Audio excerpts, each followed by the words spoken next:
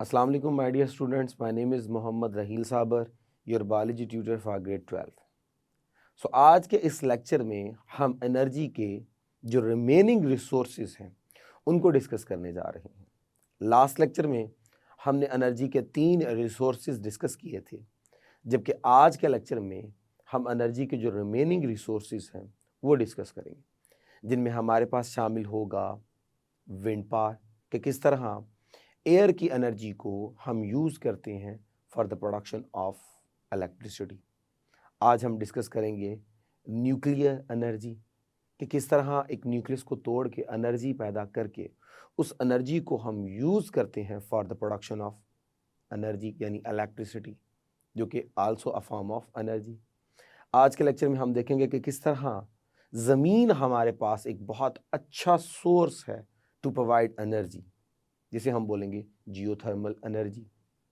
फिर हम solid waste के बारे में डिस्कस करेंगे कि किस तरह हम वेस्ट को यूज़फुल तरीके से यूज़ करके कम से कम वेस्ट कर सकते हैं और मिनरल्स की रिक्वायरमेंट्स को पूरा कर सकते हैं। और साथ ही साथ आज के लेक्चर में हम एनर्जी की बेशुमार कंजर्व करने के मेथड्स भी डिस्कस करेंगे। तो आइए इन तमाम चीज़ों को डिस्कस करने के लिए चलते हैं लाइट बोर्ड की तरफ। बिस्मिल्लाहिर्रहमानिर्रहीम। तो डिस्कस कर रहे थे हम डिफरेंट एनर्जी के रिसोर्सेज। तो हाफ रिसोर्सेज हमने प्रीवियस लेक्चर में डिस्कस कर लिए थे, तो आइए डिस्कस करते हैं उससे ऑनवर्ड जो नेक्स्ट हमारे पास रिसोर्सेज है। तो नेक्स्ट है हमारे पास विंड पावर। विंड पावर तो ये भी हमारे पास जो है वो एक इनएग्जॉस्टेबल सोर्स है एनर्जी का। अब विंड पावर की अगर मैं बात करूं, so air in motion called as wind. तो हवा जब हरकत में होती है उसे हम क्या बोलते हैं? उसे हम विंड कहते हैं। अब विंड हमेशा या एयर हमेशा जब मूव करती है तो वो मूव करती है from hot place to cold place. तो हमेशा गर्म जगह से ठंडी जगह की तरफ जो है वो विंड क्या करती है? मूव करती है। असल में अगर मैं सूरज की बात करूं तो हर जगह पर जो सोलर एनर्जी है वो इवनली जो है वो स्प्रेड नहीं होती, वो अनइवनली होती है। So solar energy is unevenly distributed, यानी कहीं बहुत ज्यादा तो कहीं बहुत कम। अब जहां बहुत ज्यादा होगी सोलर एनर्जी वहां पे एयर बिकम हॉट, और जैसे ही वो जो है वो हीट अप हो जाती है, it start to raise their level. वो हवा में जो है वो ऊपर की तरफ आना शुरू हो जाएगी, वो हवा जो है वो ऊपर की तरफ मूव करेगी और इसका प्रेशर जो है वो क्या हो जाएगा? बहुत ज़्यादा कम हो जाएगा। सो इसका जो होगा वो लो प्रेशर होगा, जब भी तो उड़ रही है। और हमारे पास जो कूल एयर होगी वो हमेशा जो है उसका होगा हाई प्रेशर, और ये हमेशा मूव करती है टुवर्ड्स डाउनवर्ड डायरेक्शन। तो हमेशा गर्म हवा जो है वो उठकर ऊपर की तरफ जाएगी और उसकी जगह लेने के लिए फौरन वहाँ पे ठंडी हवा आ जाएगी। तो लगातार इस तरह हवा जो है वो मूव करती है from the warm area to cooler area.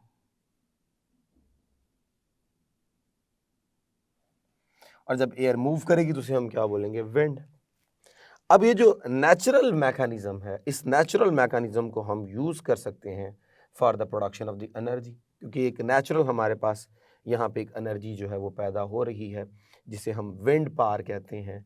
Kinetic energy है अच्छी खासी। तो हम लोग क्या करते हैं, यहाँ पे बहुत बड़े बड़े फैंस होते हैं जिन्हें हम बोलते हैं विंड मिल्स। आपने अक्सर ड्रामाज के अंदर या फिल्मों के अंदर देखे होंगे, बहुत बड़े बड़े पंखे होते हैं। सपोज इस तरह करके एक बहुत बड़ा पंखा होता है और इस तरह करके बहुत बड़ा एक पंखा होता है जो कि चल रहा होता है नेचुरली।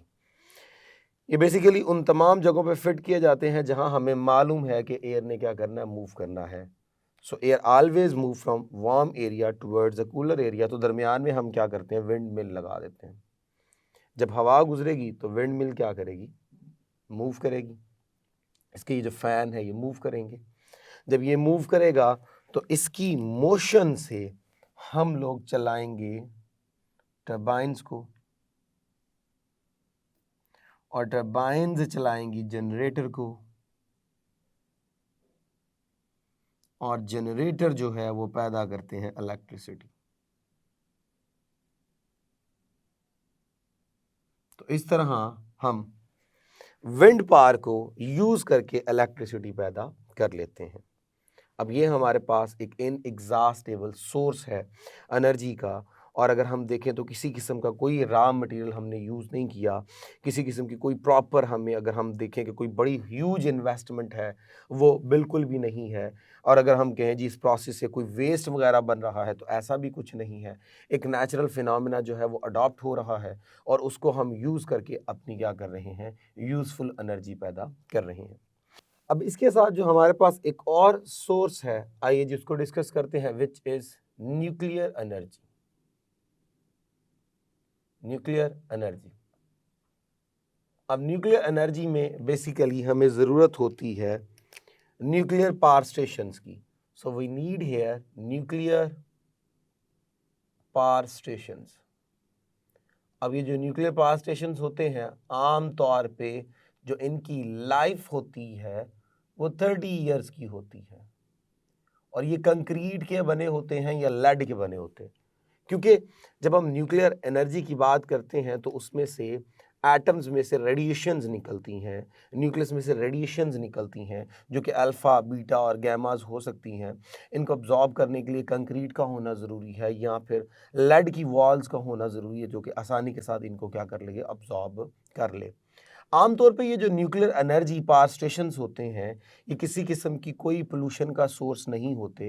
ये किसी किस्म की कोई भी जो है वो टॉक्सिक एजेंट या टॉक्सिक गैस जो है वो रिलीज नहीं करते। हाँ, अगर हम बात करें कि न्यूक्लियर पावर स्टेशन ऐसा स्टेशन है जो कि चल रहा है by the burning of the fossil fuels, तो तब हमारे पास जो है वो टॉक्सिक सब्सटेंसेस रिलीज होंगी, हमारे पास टॉक्सिक गैसें रिलीज होंगी, पोल्यूशन होने का चांस भी पैदा होगा।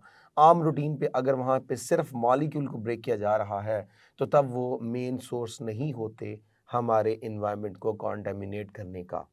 आमतौर पे जो यहाँ पे मैकेनिज्म अडॉप्ट किया जाता है वो किया जाता है ब्रेकिंग ऑफ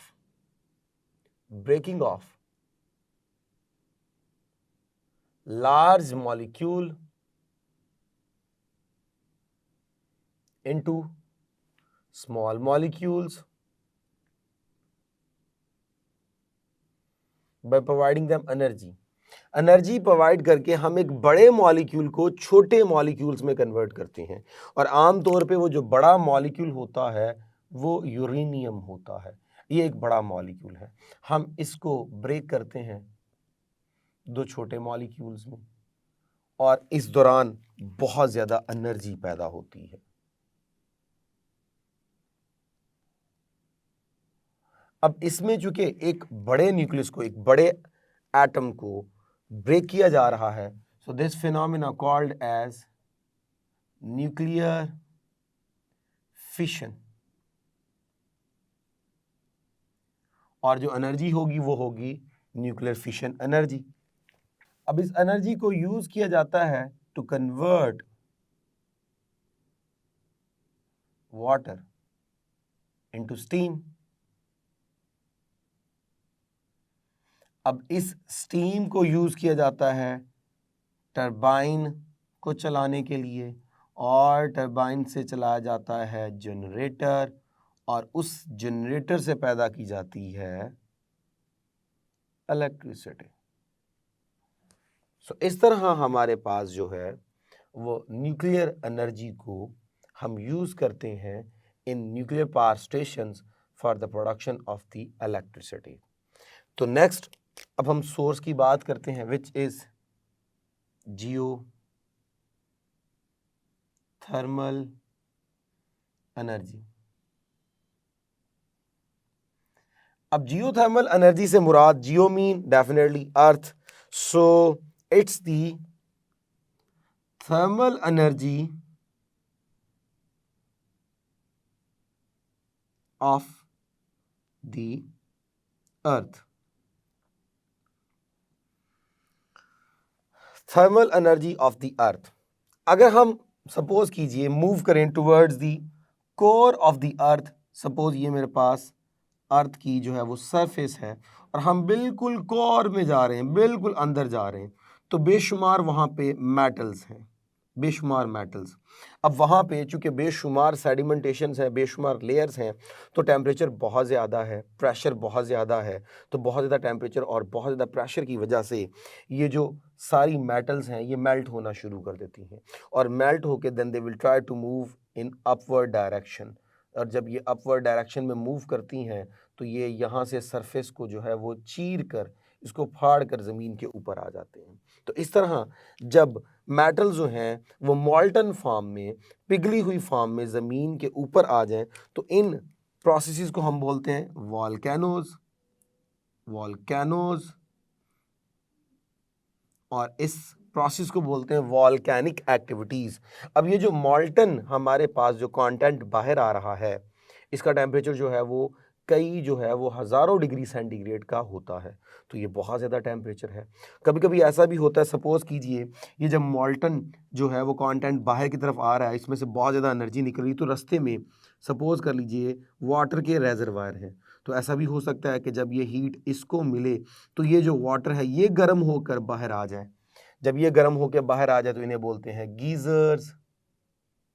गीजर्स जो कुछ इलाकों में हमें न्यूजीलैंड के अंदर, आइसलैंड के अंदर हमें नज़र आते हैं कि गर्म पानी जो है वो भाप की शक्ल में जो है वो ज़मीन को फाड़ के बाहर की तरफ निकल रहा है।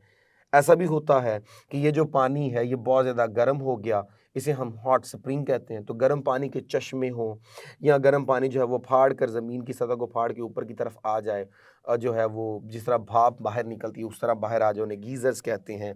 और जब ये मॉल्टन मेटल जो हैं वो ज़मीन की सरफेस को जो है वो फाड़ कर बाहर आ जाते हैं, these are called as volcanic activities.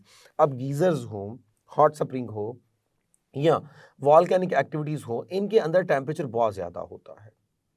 अब इतना ज़्यादा टेम्परेचर जो है इसको हम अब तक किसी यूज़फुल पर्पस में यूज़ नहीं कर सके, लेकिन हम ये जो फ्री ऑफ कॉस्ट हमें एनर्जी मिल रही है, जिसका बहुत बड़ा सोर्स हमारे पास ज़मीन है, हमें इस एनर्जी को यूज़ करने के डिफरेंट मैकेनिज़्म जो है वो इस्टेब्लिश करने चाहिए, डिफरेंट जो है वो स्ट्रैटेजीज़ बनानी चाहिए, ताकि हम इस एनर्जी को क्या कर सकें, यूज़ कर सकें। ये हमारे लिए बहुत फ्रूटफुल साबित हो सकती है। आम तौर पर ये जिन जगहों पे होती है वहाँ पे एक बहुत ज़्यादा एक खौफ व हरास पाया जाता है, लोग यहाँ से जो है वो कोशिश करते हैं कि वहाँ पे रेजिडेंशियल एरियाज़ ना हो, क्योंकि जब ये वाली वॉल्केनिक एक्टिविटीज़ होंगी तो वहाँ पे जो है वो चांसेस होते हैं कि वहाँ पे ज़लज़ला वगैरह आता है और डिस्ट्रक्शन के चांसेस बहुत ज़्यादा होते हैं, इसलिए लोग कोशिश करते हैं वहाँ पे ना रहें और इसलिए उन जगहों की तरफ जो है वो जाना भी जो है वो इग्नोर कर दिया जाता है। लेकिन वहाँ पे बहुत ज़्यादा एनर्जी है, इस एनर्जी को हम डिफरेंट पर्पसेस के लिए यूज़ कर सकते हैं अगर हम इस एनर्जी को एक कंट्रोल मैनर में क्या कर लें, अपने इस्तेमाल में ले आएँ। तो इस तरह ये जो एनर्जी है वो हमें जो है वो बहुत ज़्यादा फ़ायदा दे सकती है। इसके अलावा ये जो हमारे पास जो कि फ़ायदेमंद चीज़ें हैं, तो इससे कुछ नुकसान भी पैदा होता है। इससे बहुत हैवी मेटल्स पैदा होती हैं जो नुकसानदेह हैं, बोरॉन्स पैदा होते हैं, बेशुमार गैसेस के ऑक्साइड्स पैदा होते हैं, सल्फ़र वगैरह पैदा होता है, लेड वगैरह पैदा होता है। ये तमाम जो हैं वो बहुत हैवी मेटल्स होती हैं जो बहुत ज़्यादा इंसानी सेहत के लिए नुकसानदेह साबित भी हो सकती हैं। सो ये था हमारे पास जियोथर्मल एनर्जी। नेक्स्ट हम बात करते हैं सॉलिड वेस्ट की। So the next one is solid waste.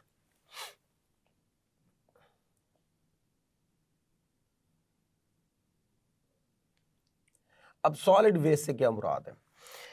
हम जब चीज़ों को यूज़ करते हैं तो हम उनको फेंक देते हैं। अब वो हमारे पास बन गई है ट्रैश। बेशुमार पेपर होते हैं जो फेंक देते हैं, बेशुमार हमारे पास जो है वो टिन कैन होते हैं जो हम फेंक देते हैं वेस्ट के तौर पे, ये सॉलिड है। इसके अलावा और भी बेशुमार हमारे पास जो है वो बॉटल्स वगैरह, प्लास्टिक वगैरह, ये तमाम चीज़ें जो है वो हमारे पास मौजूद हैं, जिनको हम एज ए वेस्ट यूज़ करने के बाद क्या कर देते हैं, फेंक देते हैं। अगर इन्हीं वेस्ट को हम क्या करें, रिसाइकल करें, तो हम इनको दोबारा यूज़फुल कंटेंट में कन्वर्ट कर सकते हैं। शीशा पिघलाकर दोबारा शीशा बनाया जा सकता है। प्लास्टिक की चीज़ें जो है वो दोबारा जो है वो उनको पिघलाकर प्लास्टिक से कोई और चीज़ बनाई जा सकती है। तो जितनी भी हम जो है वो सॉलिड चीज़ें वेस्ट के तौर पे रिमूव करते हैं, उन सब को डिफरेंट एक्टिविटीज़ की मदद से, हाइड्रोजनेशन की मदद से या बायो कन्वर्जन से या और डिफरेंट प्रोसेसेस हैं, उनको हम क्या कर सकते हैं, यूज़फुल प्रोडक्ट्स में कन्वर्ट कर सकते हैं। मिसाल के तौर पे हमारे पास एनिमल मैन्योर है, गोबर जिसे कहते हैं। अगर इसके ऊपर जो है वो हम बायो कन्वर्जन को अप्लाई करें, यानी हम यहाँ पे कुछ बैक्टीरियाज को छोड़ दें जो इसकी फर्मेंटेशन में इन्वॉल्व हो जाएं, तो इससे हम जो है वो ऑयल बना सकते हैं, इससे हम नेचुरल गैस बना सकते हैं, यानी हम इससे जो है एक फ्यूल जो है वो क्या कर सकते हैं, प्रोड्यूस कर सकते हैं। तो हमने एक वेस्ट को यूज़ कर लिया for useful energy. So solid waste से मुराद वो तमाम चीज़ें जो वेस्ट के तौर पे हम फेंक देते हैं, अगर हम उनको कोशिश करें दोबारा रिसाइकिल करने की, by performing different activities, by performing distillation process, by performing bioconversion, by performing hydrogenation and some other activities, हम क्या कर सकते हैं, उनको डिफरेंट फॉर्म्स में कन्वर्ट कर सकते हैं and we can use them again and again. इससे फ़ायदा ये होगा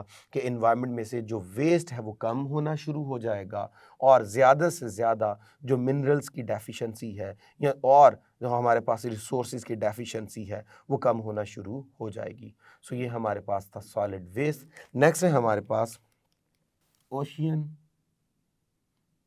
थर्मल ग्रेडियंट।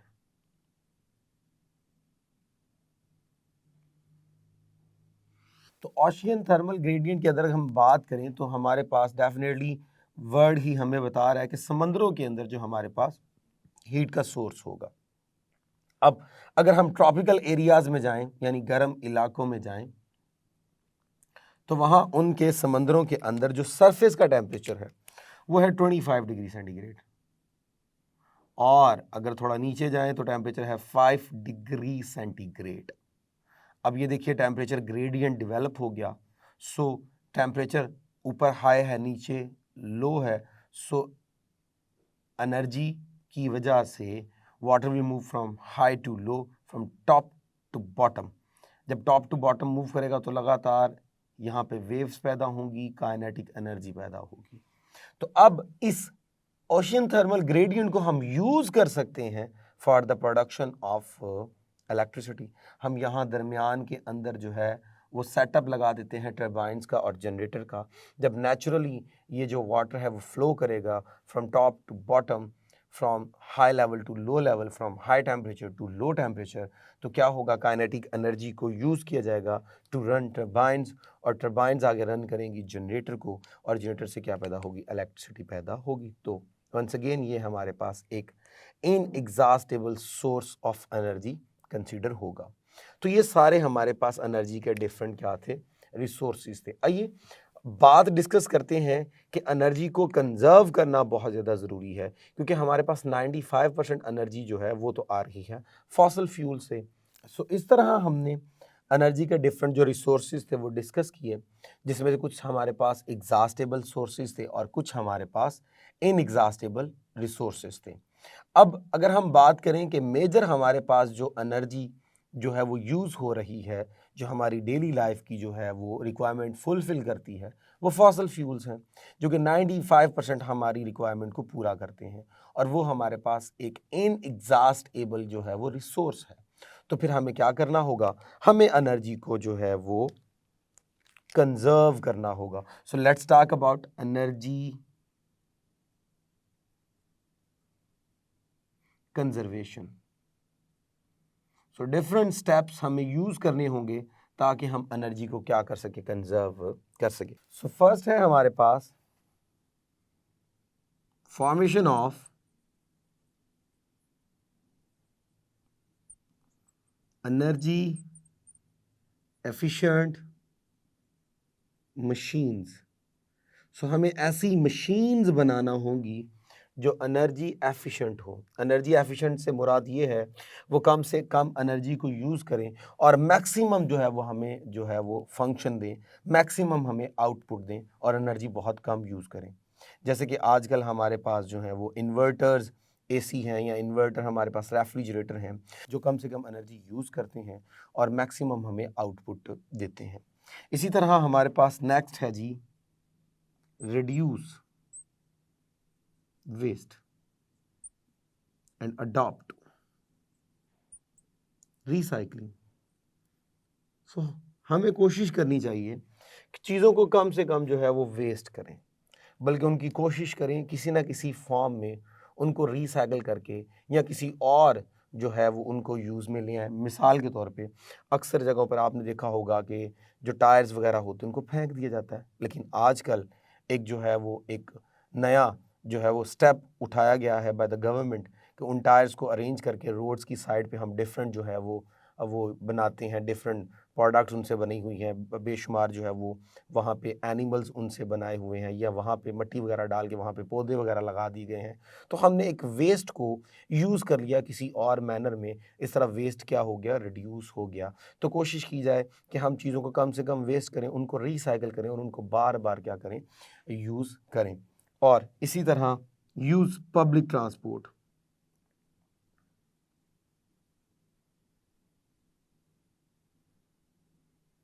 ट्रांसपोर्ट या फिर हमें ये भी करना चाहिए कि हम वॉक करें। मिसाल के तौर पे अगर पास ही जाना है, गली मोहल्ले में अगर आपने कोई चीज़ लेने जाना है, दुकान बिल्कुल घर के पास है, तो ज़रूरत नहीं है कि आप अपनी बाइक को ऑन करें और जाके जो है वो चीज़ को लेके आएँ, क्योंकि बाइक ऑन करने का मतलब डेफिनेटली वहाँ पे आप पेट्रोल को बर्न करोगे। जब पेट्रोल बर्न होगा तो डेफिनेटली एक तो आप फॉसिल फ्यूल को कम कर रहे हो, दूसरा एनवायरनमेंट को पोल्यूट भी करोगे।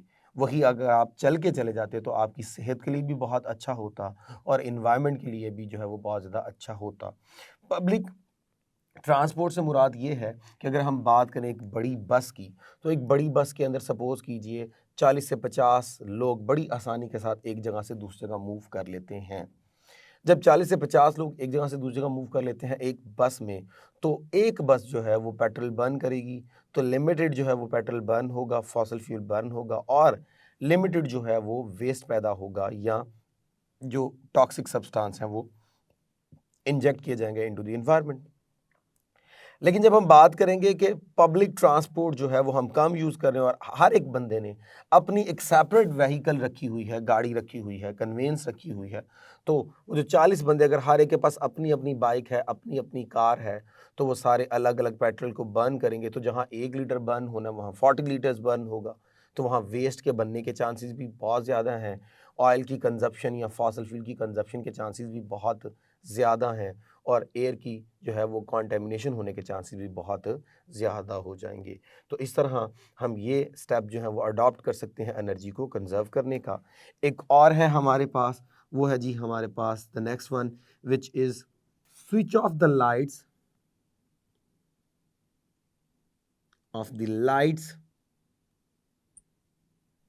When not in use. अगर इस्तेमाल नहीं हो रही एक कमरे में लाइट का कोई इस्तेमाल जो नहीं है, सपोज़ आप एक कमरे में बैठे थे, लाइट को आपने ऑन किया, फ़ैन को आपने ऑन किया, आप अपना काम कर रहे हैं। जैसे ही काम करने के बाद आप उस रूम को छोड़ते हैं तो कोशिश करें उसकी लाइट्स बंद कर दें, फ़ैन को बंद कर दें। इस तरह एनर्जी जो है वो कम से कम यूज़ होगी, एनर्जी कंज़र्व होगी। आप अक्सर फ़ोन का चार्जर लगाते हैं, फ़ोन को जो है वो चार्ज करने के लिए, अगर आपको मालूम है कि 1 घंटे के बाद, 1.5 घंटे के बाद जो है वो चार्ज हो जाएगा, तो उसके बाद कोशिश करें उसको स्विच ऑफ कर दें, चार्जर को उतार लें। अगर आप परमानेंट बेस पे चार्जर लगा रहने देंगे तो वो परमानेंट बेस पे क्या करेगा, उस एनर्जी को यूज़ करता रहेगा। तो इस तरह एनर्जी का भी ज़्यादा इस्तेमाल हुआ और आपके उस जो फ़ोन है उसकी बैटरी के ख़राब होने के चांसेस भी बढ़ जाएंगे। तो कोशिश करें जब इस्तेमाल करना है तभी लाइट्स वगैरह, फ़ैन्स वगैरह या मशीन्स वगैरह ऑन करें, और जब उनको इस्तेमाल नहीं करना तो कोशिश करें कि उनको जो है स्विच ऑफ कर दें, लाइट्स को स्विच ऑफ कर दें, फ़ैन्स को स्विच ऑफ कर दें, ताकि उनकी एफिशिएंसी में भी फ़र्क ना आए। और उसके बाद minimum use of air conditioners, ACs. So कोशिश करें एयर कंडीशनर्स को कम से कम यूज़ करें। एयर कंडीशनर बेसिकली आजकल हमें मालूम है कि एयर कंडीशनर्स हो गए या हमारे पास रेफ्रिजरेटर्स हो गए, इनमें क्लोरोफ्लोरोकार्बन जो है वो होती है। ये गैसेस जब रिलीज़ होती हैं तो एनवायरनमेंट के अंदर जाके ये ओज़ोन को अफेक्ट करते हैं, ओज़ोन को ख़राब कर देती हैं। और जब ओज़ोन ख़राब हो जाएगी तो जो हार्मफुल रेडिएशंस हैं वो भी आसानी के साथ ज़मीन पे आ जाती हैं और हमारी स्किन को, हमारी आइज़ को डैमेज करती हैं। तो इसलिए कोशिश करें एसी का कम से कम क्या करें, इस्तेमाल करें, ताकि क्लोरोफ्लोरोकार्बन जो है वो कम से कम रिलीज़ हो। सो ये हमारे पास कुछ स्टेप्स थे जो कि एनर्जी को कंज़र्व करने के लिए यूज़ किए जा सकते हैं। तो इस तरह इस लेक्चर में हमने मुख्तलिफ एनर्जी के रिसोर्सेज डिस्कस किए और उनकी इम्पॉर्टेंस को डिस्कस किया। ये क्वेश्चन अगर हम देखें तो ये लॉन्ग क्वेश्चन के तौर पे बहुत इम्पॉर्टेंट है।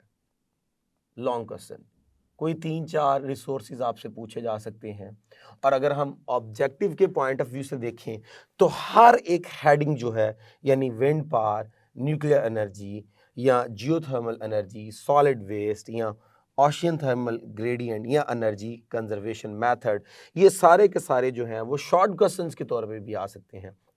पूरा लॉन्ग के लिए बड़ा इंपॉर्टेंट है और हर एक सिंगल हेडिंग जो है वो शॉर्ट क्वेश्चन भी पूछी जा सकती है। और पास पेपर्स में न्यूक्लियर एनर्जी के बारे में, जियोथर्मल एनर्जी के बारे में, सॉलिड वेस्ट के बारे में, एनर्जी कंजर्वेशन के बारे में शॉर्ट क्वेश्चंस पूछे जा चुके हैं और इनसे शॉर्ट क्वेश्चन भी बन सकते हैं। सो इस तरह हमारा ये लेक्चर कंप्लीट हुआ। होप सो आपको समझ आई होगी। इजाज़त दीजिए for next lecture. Thank you very much. अल्लाह हाफिज़।